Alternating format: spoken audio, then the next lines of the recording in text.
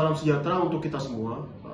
Hari ini kami akan membahas profil salah satu tokoh bangsa yang memiliki reputasi baik dan mampu mencerminkan nilai-nilai dasar berakhlak. Tokoh ini yang kami pilih adalah Bapak B.J. Habibie, seorang presiden sekaligus ilmuwan kebanggaan Indonesia.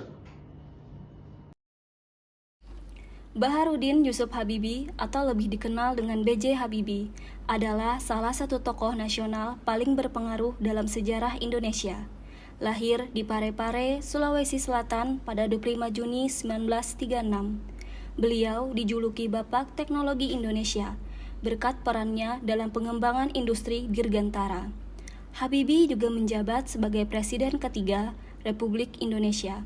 Keilmuan, integritas, serta dedikasi tinggi yang ia curahkan untuk bangsa menjadikan sosok yang dihormati hingga kini.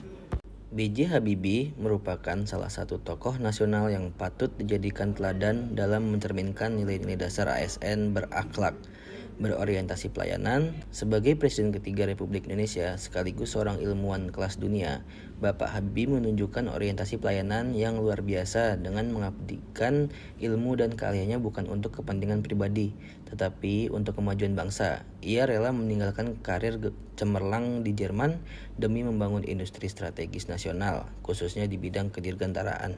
Akuntabel. Dalam hal akuntabilitas, Habibie dikenal sebagai pemimpin yang jujur, transparan, dan berani mengambil keputusan, meskipun penuh resiko. Salah satu buktinya adalah keberaniannya melaksanakan reformasi politik, termasuk memberikan kebebasan pers dan demokratisasi pada masa pemerintahannya. Kompeten.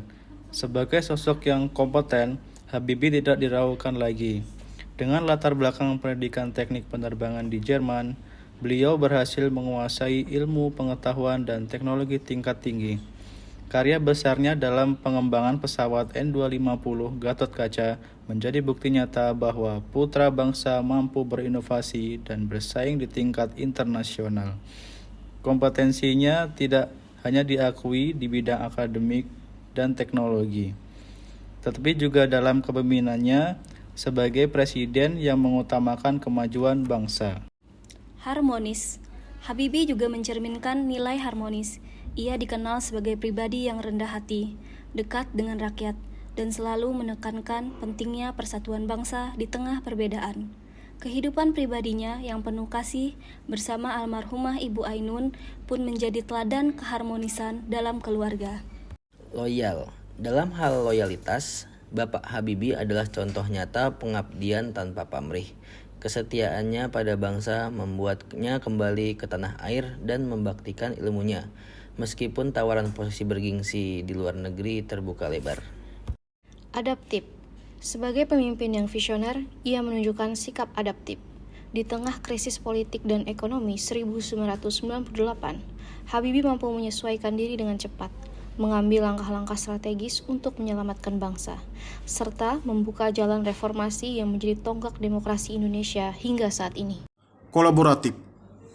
Terakhir, nilai kolaboratif tercermin dalam kepiawaian Habibie merangkul berbagai pihak, baik kalangan teknokrat, birokrat, maupun masyarakat luas.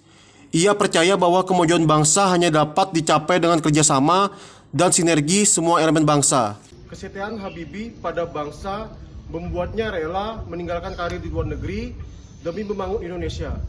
Loyalitas ini mencerminkan pengabdian tanpa pamrih.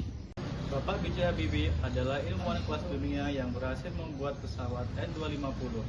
Kompetensinya menunjukkan bahwa putra bangsa mampu bersaing di level internasional sekaligus memimpin dengan visi. Bapak Habibie adalah sosok yang rendah hati, dekat dengan rakyat, dan menekankan persatuan. Kehidupannya bersama Ibu Ainun juga menjadi teladan keharmonisan dalam keluarga. B.J. Habibie dikenal sebagai Bapak Teknologi Indonesia. Sebagai ilmuwan jenius dan pekerja keras, ia mewujudkan proyek-proyek ambisius seperti pengembangan pesawat N250 untuk menghubungkan wilayah kepulauan Indonesia.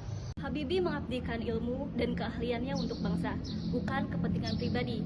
Beliau juga memimpin yang jujur, transparan, dan berani mengambil keputusan penting, termasuk membuka jalan reformasi.